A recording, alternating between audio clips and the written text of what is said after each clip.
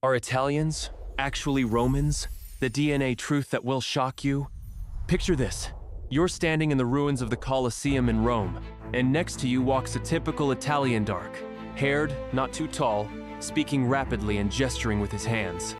It's logical to assume this person is a direct descendant of those same Roman legionaries who once conquered half the world, right?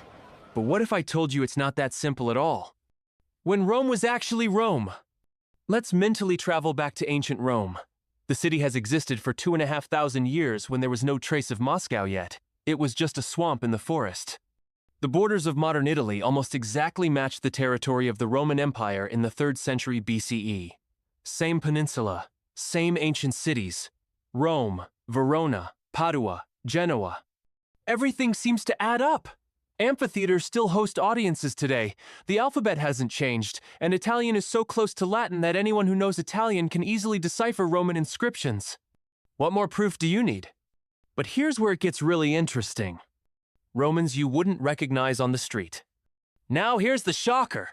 If you've seen movies about ancient Rome, forget them. Real Romans look nothing like modern Italians. Picture a typical Roman from Caesar's time. Short, but broad. Shouldered and muscular, almost like a modern German soccer player. Light or reddish hair. Augustus was a redhead. Blue or gray eyes. Dictator Sulla had bright blue eyes. Square faces with straight, long noses. And most importantly, their character. While modern Italians are famous for their emotionality and spontaneity, ancient Romans were the complete opposite. Disciplined to the bone, obsessed with order and duty. Honestly, psychologically they'd resemble modern Germans more than Italians. So how did this happen? The great mixing of nations. Here's where the real drama of history begins. Rome was the ancient New York city, where people from all over the known world flocked in search of a better life. Imagine the scale. Rome imported Greek slaves, Gauls from France, Germans, Celts, Thracians, even Ethiopians. All these people gradually became part of Roman society. And the real Romans?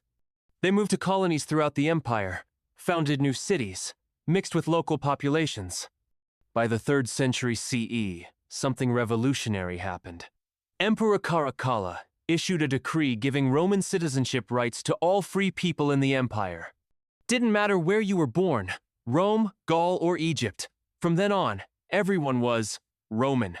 The concept of Roman people was blurred forever. The barbarian invasion, the final act. Then came those the Romans called barbarians, wave after wave. Visigoths, Ostrogoths, Vandals, Attila's Huns. These tribes had lived alongside the empire for centuries, learning from it, trading with it.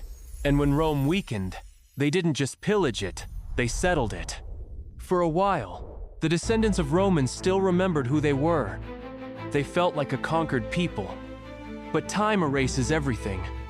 Old families died out, languages mixed, memories faded.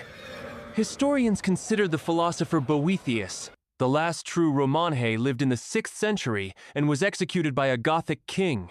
With him died the last connection to the world of Caesar and Augustus. Birth of New Italy. What do we see in the end?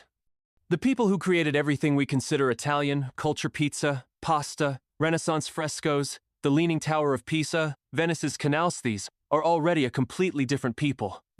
Not Romans, but Italians. Of course, among modern Italians there are direct descendants of ancient Romans, but there are far fewer than you think. It's like looking for a needle in a haystack, possible, but almost unlikely. So next time you look at an Italian, remember, you're not seeing an heir to the legionnaires, but a representative of a completely new people who were born on the ruins of a great empire. History doesn't stand still. It flows like a river, carrying away some peoples and giving birth to others. And that's normal. That's life itself. What do you think? Is it important for modern Italians to be descendants of Romans? Or is what matters the culture and traditions they created themselves? Let me know in the comments.